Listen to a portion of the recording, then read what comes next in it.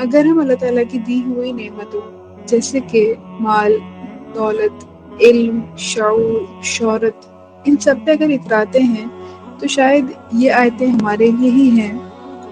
قارون حضرت موسیٰ علیہ السلام کی ایک قوم کا شخص تھا، پھر اس نے انہی پر زیادتی کی، اور ہم نے اسے اتنے خزانے دیے تھے کہ اس کی چابیاں طاقتور لوگوں کی ایک جماعت سے بھی مشکل سے اٹھتی تھی۔ ایک وقت تھا جب اس قوم نے اس سے کہا کہ اتراؤ نہیں، اللہ تعالیٰ اترانے والوں کو پسند نہیں کرتا، اور اللہ تعالیٰ نے تمہیں جو کچھ دے رکھا ہے اس کے ذریعے آخرت والا گھر بنانے کی کوشش کرو، اور دنیا میں سے بھی اپنے حصے کو نظر انداز نہ کرو، اور جس طرح اللہ نے تم پر احسان کیا ہے تم بھی دوسروں پر احسان کرو،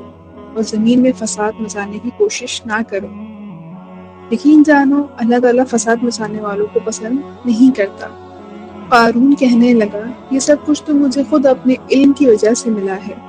کیا بھلا اسے اتنا بھی علم نہیں تھا کہ اللہ نے اس سے پہلی نسلوں کے ایسے ایسے لوگوں کو ہلاک کر ڈالا تھا جو طاقت میں بھی اس سے زیادہ مضبوط تھے، جن کی اہمیت بھی زیادہ تھی،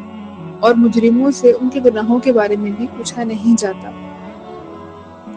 پھر ایک دن وہ اپنی قوم کے سامنے آن بان کے ساتھ نکلا۔ جو لوگ دنیاوی زندگی کے طلبگار تھے وہ کہنے لگے کہ اے کاش ہمارے پاس بھی وہ چیزیں ہوتی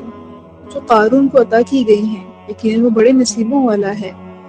اور جن لوگوں کو اللہ تعالیٰ کی طرف سے علم عطا ہوا تھا انہوں نے کہا، تم پر افسوس ہے کہ تم ایسا کہہ رہے ہو، اللہ کا دیا ہوا ثواب اس شخص کے لیے کہیں زیادہ بہتر ہے جو ایمان لائے اور نیک عمل کرے، اور وہ انہی کو ملتا ہے جو صبر سے کام لیتے ہیں۔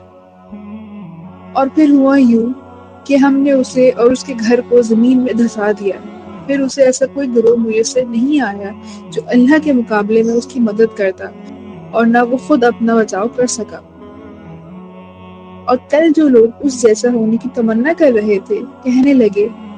اب پتہ چل گیا کہ اللہ اپنے بندوں میں سے جس کے لیے چاہتا ہے رزق میں وسعت کرتا ہے، اور جس کے لیے چاہتا ہے تنگی کر دیتا ہے۔ اگر اللہ نے ہم پر احسان نہ کیا ہوتا تو وہ ہمیں بھی زمین میں دھسا دیتا۔ اب پتہ چل گیا کہ کافر لوگ فلاح نہیں پاتے۔